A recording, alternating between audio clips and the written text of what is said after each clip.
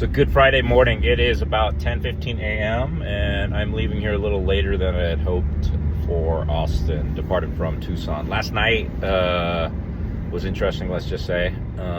After meeting my friend Teddy in Phoenix, I was contemplating actually driving all the way to Austin straight through, but I don't know. It was maybe the first hour or the second that I realized I was way too tired. I've driven so many miles over so many years, and there's been times where I just literally almost collapse over the wheel, and obviously that's very dangerous. But last night I probably would say was the worst I've ever experienced, because I was literally, when you get that tired, you literally can't control yourself. Like, you literally, I'm saying the word literally, you collapse, you lose consciousness for a brief moment, and as a result it is very, very dangerous. Along the way, when that started to happen, I realized I gotta book a hotel or a motel. So I do. I try to book it through Expedia, which is my de facto website slash, I guess, provider. I don't know what you want to call Expedia anymore. They're a third party or whatever. But it's funny, on the mobile version of Expedia, when you click book room, it doesn't even give you any rooms. I'm wondering how their business does right now. And also, I'm wondering if the CEO even knows this, or management, or anybody who actually handles that part of the business, because they're losing a lot of bookings on, I would argue, mobile, if frankly they don't know about that. So anyway, I ended up going to Google to try to do the same booking. Ended up going through some website called super.com, because it was, unfortunately or fortunately, the cheapest. And I used, or rather I booked through, or God, I'm having a hard time articulating things, but I booked the motel or hotel that was the same from Expedia, that I noticed that had decent ratings and looked like it was convenient. So went through there. The price was, I think, a little bit better. I can't remember. But what I do remember is when I put the dates in, it was way in the future. And I didn't realize that.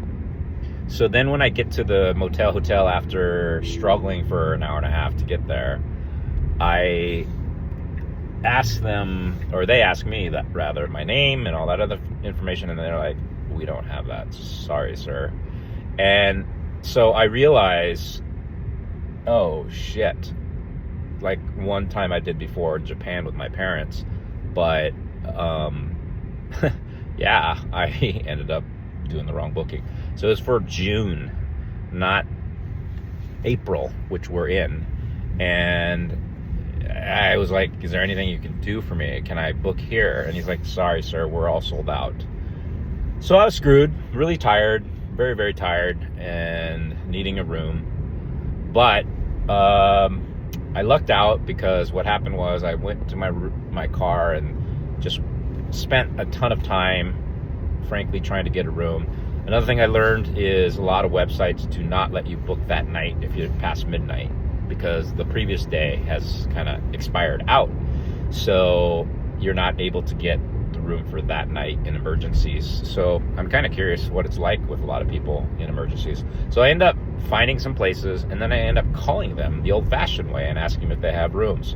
Fortunately, the whole area is not booked, but I did have to pay a premium since I called them and did it that route. So that was interesting, to say the least. And so I paid probably twice as much as I was hoping, but I was so tired, and honestly, I was willing to pay almost anything so that I didn't die on that spot, or, right then and there. The place that I ended up getting was a Best Western, I think it was, which is, a little bit better brand. But when I went to the place, I would say it's not the Best Western. And on top of that, the key wasn't working. So I felt like tonight, or that night, that is, was just not my night. And I was going to have one of those, evenings where it just never ends. But fortunately, after going to the front desk and swapping out the keys and trying it again, finally I was able to get in my room. The good news, the bed was amazing. Oh, God. It's amazing what a good bed can do. And after collapsing in bed, and the pillows actually are what made a lot of it also amazing as well. But after collapsing on the bed and starting to sleep, I actually ended up sleeping more than I've slept in the past 10, 15 days. The good news is I've been kind of progressively sleeping more and more every night. So that might have been also the case, as I'm finding a way to sleep because my body's finally saying, hey, you don't have to go too nuts to do whatever you're thinking, which is why I think my body was telling me I couldn't sleep.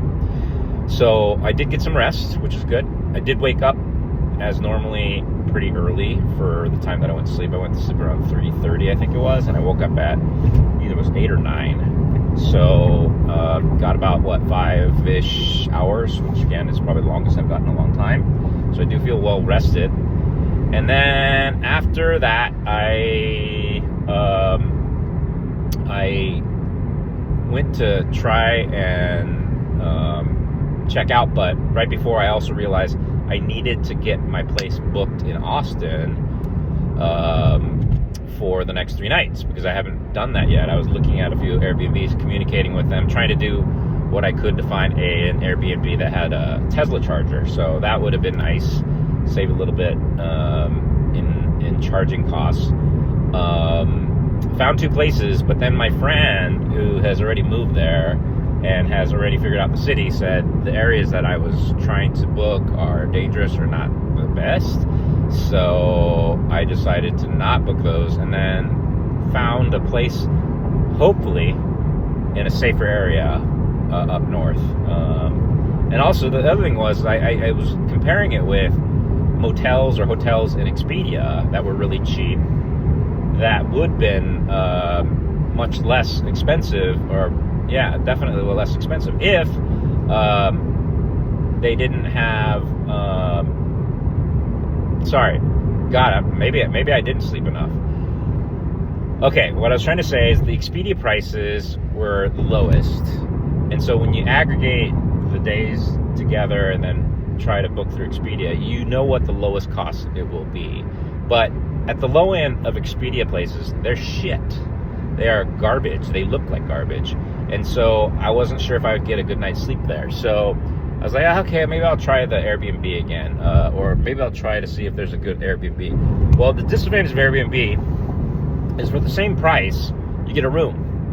You don't get a private space. You typically don't get something separated where you are able to, think quietly and also do all the things that we all want and why we want our own place. So you are not getting basically as good of a place, but again, there's so many other aspects: safety, the type of neighborhood that you're in, the amenities to a certain degree.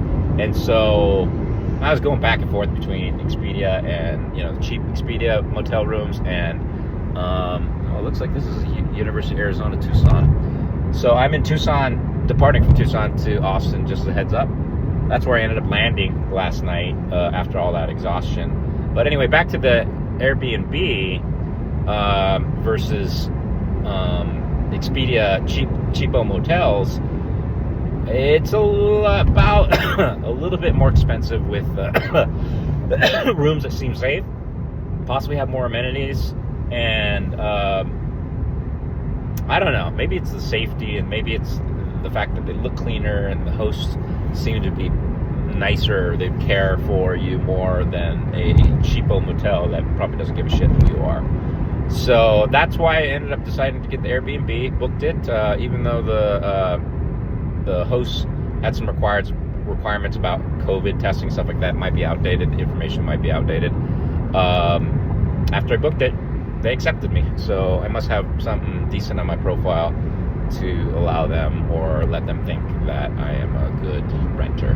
So anyway, I have an Airbnb, which is good. I was wanting to do at least one, even though it seemed like there was all kinds of issues that I was thinking about. So I guess the booking process or the research process or the whole process of getting the Airbnb was good, Because if that's what we end up doing with our house, which is what the plan is,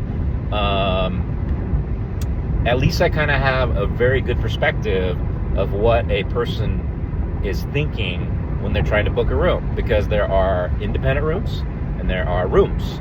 And so, yeah, it was just, it was fascinating. With that said, I should probably call my mom.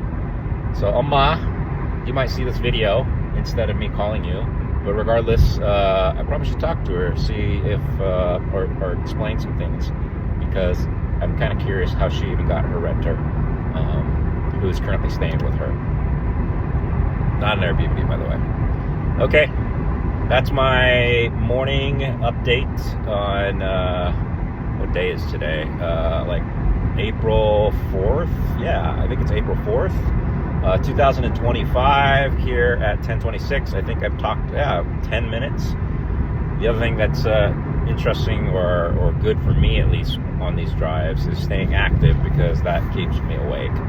So I have literally about 15 to 17 more hours to go. I think the estimates were that I would land there about 1:26, but Tesla's typically off, because it's telling us to charge a little bit too late.